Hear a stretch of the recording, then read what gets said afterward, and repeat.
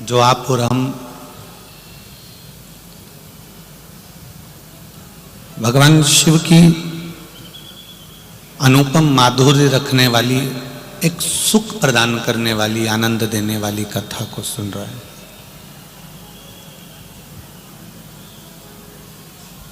छोटा सा मनुष्य का देह है, मानव का शरीर है, और उस मानव के शरीर में भी भगवान की भक्ति को प्राप्त कर लेना, भजन प्राप्त कर लेना, कहीं शिव भक्ति से, जनमानस के कल्याण की भावना से कुछ ना कुछ अपने जीवन में पुण्य का फल एकत्रित कर ले।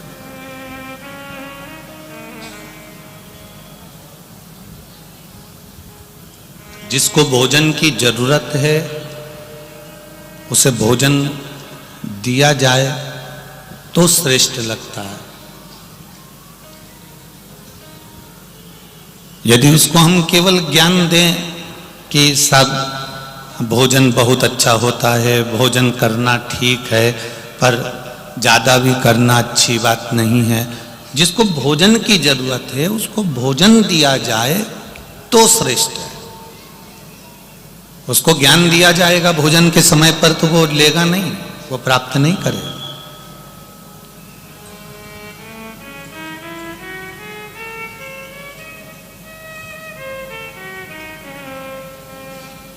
भोजन के समय पर भोजन मिले, ज्ञान के समय पर ज्ञान मिले, सम्मान के समय पर सम्मान मिले, जल के समय पर जल मिले, और जीवन में जब कहीं जैसे भूख लगती है तो भोजन की जरूरत पड़ती है, प्यास लगती है तो पानी की जरूरत पड़ती है, और जब व्यक्ति के जीवन में उलझन उत्पन्न होती है तब शिव महापुराण की जरूरत पड़ती है।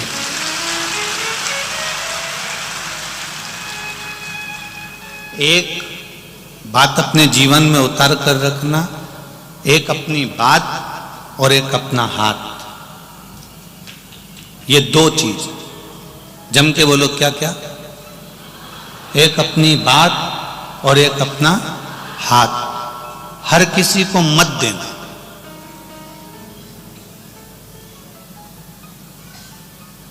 तुम्हें दुख हुआ और तुमने जाकर पड़ोसन से अपनी बात कह दी तो पड़ोसन कौन सा अच्छा काम कर लेगी? तुम्हारे को कुछ 1-2 तोला सोना दे देगी क्या?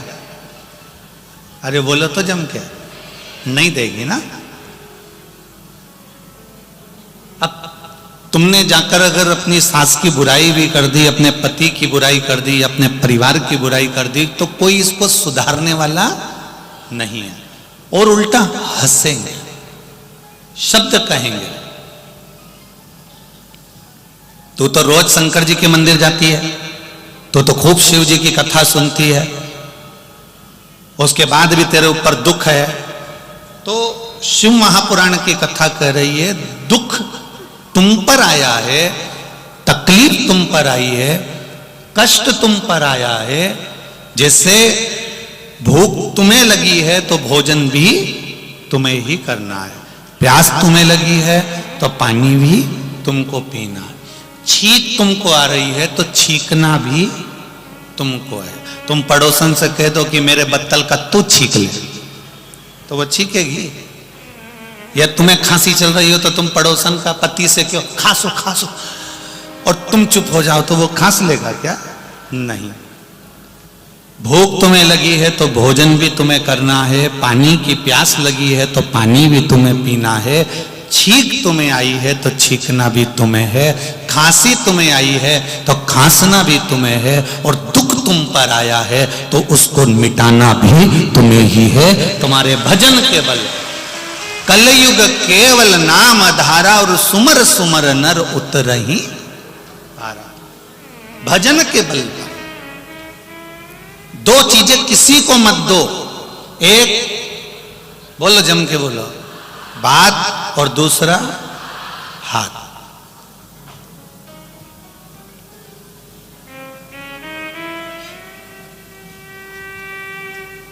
अब किसी को तुमने हाथ दे दिया देखना जरा मेरे भाग्य में क्या लिखा है। अब जो लिखकर भेज दिया, जो उसने रचा वो यहां लिखा, और लिखकर अगर भेज दिया तो कोई उसको बदल सकता है क्या? जम के तो बोलो नहीं। उससे कह तुम बदल के बताओ, तो वो फिर अंदर से चक्कू लाएगा, फिर इधर से रेखा काट के इधर से चक्कू से खींच देगा, या इधर से काटेगा इधर से खींच देगा। नहीं हो सकता। भाग्य उसने लिखा है, तो भाग्य बनाने वाले ने अगर भाग्य बनाया है और उसमें अगर दुख लिख दिया है, तो उसको दुख को मिटाने वाला कोई दूसरा नहीं होगा। आपका कर्म आपको भोगना है। इसलिए भजन के बल को बढ़ाना और अपनी मेहनत को बढ़ाना, अपने कर्म को बढ़ाना, अपनी व्यापार व्यवसाय कर्म जो कर रहे हो उस कर्म को बढ़ाना। जितनी मेहनत रोज करते थे उससे दुगनी मेहनत चालू कर दो और भगवान पर विश्वास चालू कर दो, तो अपने आप तुम्हारे भाग्य की रेखा बदलना प्रारंभ हो जाएगी, अपने आप बदल।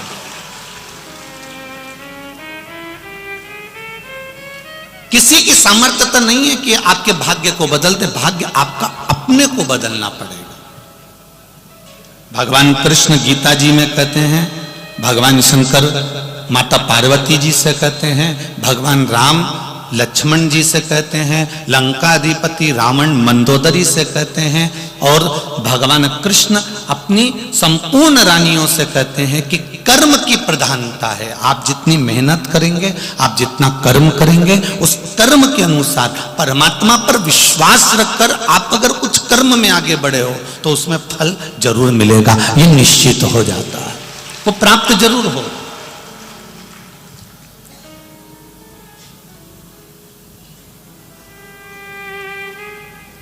घर में बैठ के केवल आंसू बहाने से मेरा तो कोई साथी नहीं दे रहा, मैं तो बड़ा दुखी हो गया, मेरी जिंदगी तो यूं ही बेकार हो गई, ये बोलने से कोई साथ नहीं देगा, ये कहने से कोई तुम्हारा पक्ष नहीं लेगा। ये आंख के आंसू पोंछकर तुम्हें अपने कार्य के प्रति जागरूक होना पड़ेगा, तुम्हें जाना पड़ेगा, मेहनत करना पड़ेगा।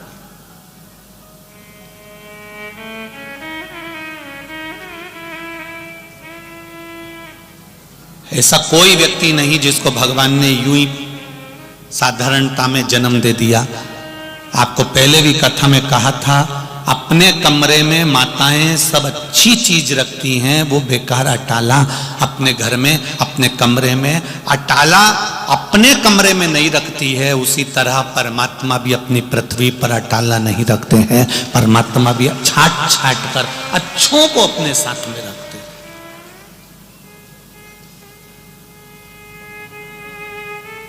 किसी के आगे जाकर अपने दुख का रोना मत रो।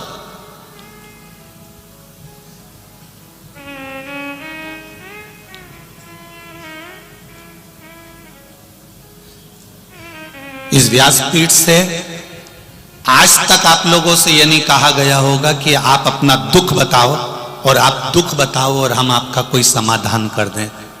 बोला कभी ऐसा कि आप माइक पकड़ो और अपना दुख बताओ कि मैं इस चीज से दुखी हूं और गुरुजी कोई उपाय बता दो? तो अगर आपको माइक पकड़ा कर कहें कि आप अपना दुख बताओ और हम उसका उपाय बताएं, तो हमारा भी तो जीवन में ये मनुष्य का शरीर है, हम पर भी कोई दुख होगा, फिर हम किसके पास जाकर कहें कि हमारा कोई उपाय बता दो? दुनिया में अपने कर्म को स्वयं काटना पड़ेगा। राम जी वन क्यों गए? सीता जी का हरण क्यों हुआ? मां जानकी को वन वन क्यों रहना पड़ा? भगवान कृष्ण को अपना गांव छोड़कर दूसरे गांव क्यों जाना पड़ा? दूसरा गांव जाने के बाद भी छोड़कर द्वारका क्यों जाना पड़ा? जब वो परमात्मा थे तो फिर क्यों रहे? उनको भी तो अपने कर्म का भोग भोगना ही पड़ा। हम पहले भी कथा में कहते हैं, भगवान से नहीं डरना, मत डरो। वेद और पुराण से नहीं डरना, मत डरो। धर्म और शास्त्रों से नहीं डरना, मत डरो। संत साधु से नहीं डरना, मत डरो। माता पिता से नहीं डरना, मत डरो। घर के बुजुर्गों से नहीं डरना, मत डरो। पर इतना याद रखना, अपने कर्म से जरूर डरना, क्योंकि कर्म का भोग तो परमात्मा को भी भोगना पड़ता है। राम